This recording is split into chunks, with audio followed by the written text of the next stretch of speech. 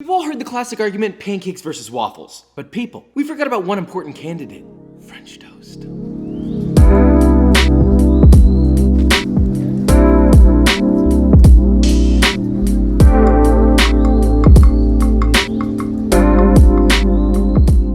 Okay, so today we're making French toast, but not just any French toast. We're not just gonna make one French toast like that. No, we're gonna do much more than that. I feel like I broke my neck when I did that.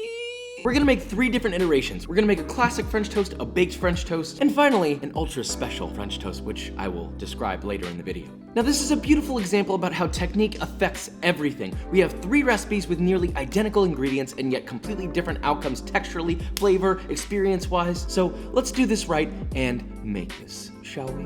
Alright, we got 3 toasts of the French variety to be making here, but I'd like to pose one specific and important point first. That is, what kind of bread are you going to use? Oftentimes people might answer what they've got on hand, but I'd venture to say that it's worth making a trip to pick up the optimal choice. To me, a nice brioche or challah proves to be the best choice for any French toast due to its superior flavor and ability to absorb moisture. But you guys never listen to me, so whatever. You can also get creative and use something like a bunch of croissants. Or you can use literally any other bread like sourdough or loaf pan white bread, you get the point. Anyway, let's talk a classic French toast first. Very easy and fast. In a medium-sized bowl, add 3 whole eggs and 2 egg yolks, along with 1 teaspoon or 3 grams of ground cinnamon, half a teaspoon or 3 grams of fine sea salt, 1.5 tablespoons or 23 grams of light brown sugar, and a little pinch of fresh grated nutmeg. Whisk all that together until thoroughly combined, then whisk in half a cup or 120 milliliters of heavy cream and 3/4 of a cup or 180 milliliters of whole milk. That's your custard. Now separately, pick out your bread. Challah or brioche is good for this particular recipe, and of course much better if you slice it yourself, so that each slice is about 3/4 of an inch thick. Once you've got 8 to 10 slices,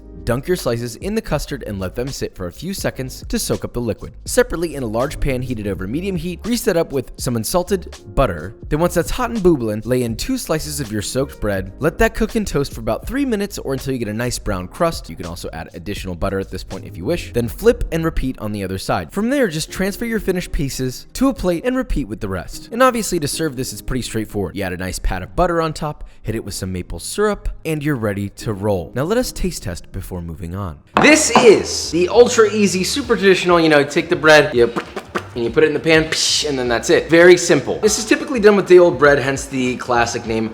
I believe it's pronounced pain perdu, which sounds like pample moo. You know that you made a proper custard that's soaked properly when it makes this noise. You understand? Okay, it's nice and soft. You hardly put any weight at all, and the knife goes right through. Custardy. This is a classic. This tastes like a complete classic, but with the brioche or challah, if you want to do challah, it's just perfect. It's got the crunch on the outside. It's got the custardy smooth melt in your mouth inside. It's sweet. It's got a little bit of saltiness. It's fragrant. It's spiced.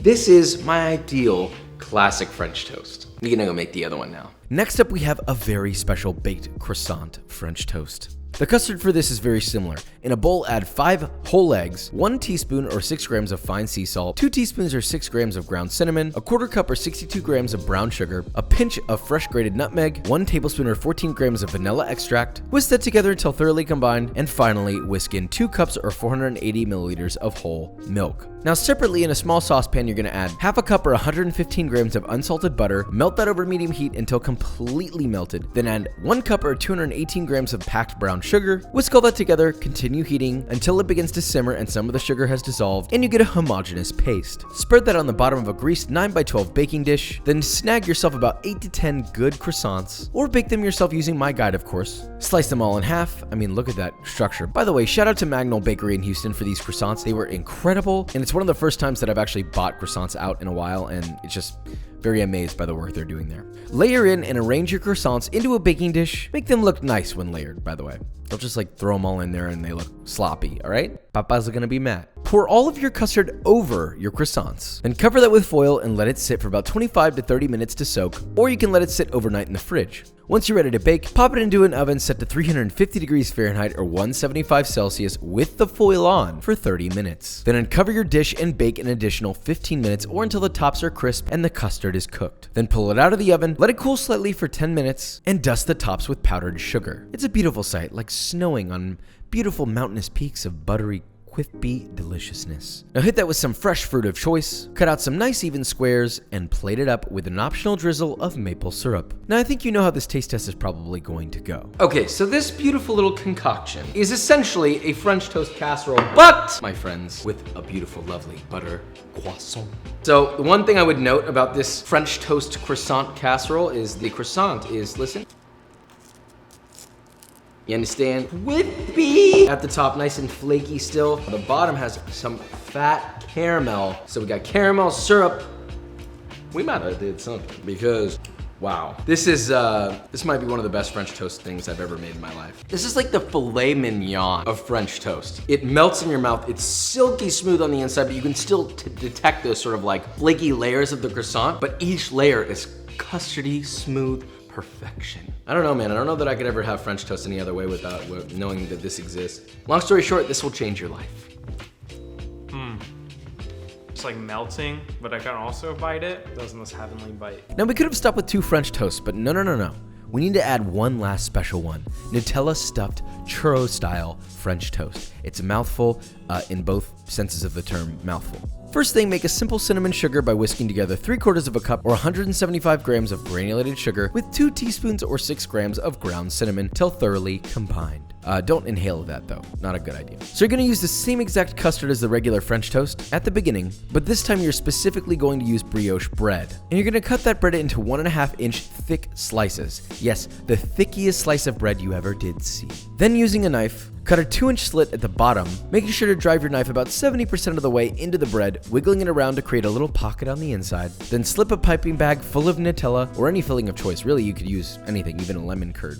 Fill it up with Nutella, but not too much. You don't want it to be like bloated and ready to pop. Just enough to fill it. Then just like before, soak your bread in the custard, pop it in a hot pan that has enough butter to coat the bottom, and let it toast for 3 minutes. Flip and repeat on the other side. Now once your bread is toasted, immediately toss it in your cinnamon sugar while it's still hot so that the sugar sticks. Coat every single side and edge, then just put that huge, caloric-rich, decadent failer on a plate. Optionally, top it with some whipped cream and a healthy drizzle of maple syrup, should you desire that. Oh, and don't forget to take a look on the inside. I mean, you gotta make sure that that thang is thangin'. Now let us commence on one final taste test. That's so...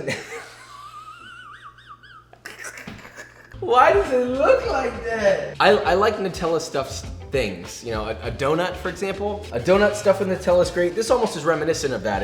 It almost has a fried feeling to it, especially with it being dusted in cinnamon sugar. It's like a churro. It's stuffed with Nutella. Feels so right. We just keep going up. We don't stop. We take it a step above everybody else. I almost said that's but better, because this feels like a but better. Feels like we but better French toast. This takes almost no extra time. This is such a hearty bite of French toast. It's still got structure to it, but again, you have that classic soft custardy inside.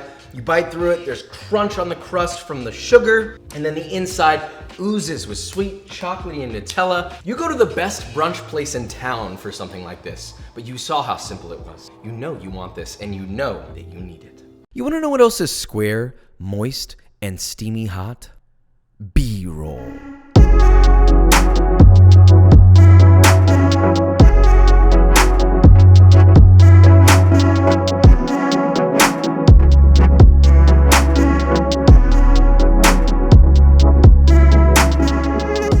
And that is it. So we made French toast 3 different ways that were arguably great in their own way. I don't know that I would say one is better than the other, although experientially I did enjoy probably the croissant or the stuffed one the most, but you know, maybe you don't always want something that intense and that rich and that much. So then you would opt for the classic in that case. I hope this is a good lesson for you, not just in the world of French toast, but like I said before, in the world of technique and how important that affects stuff.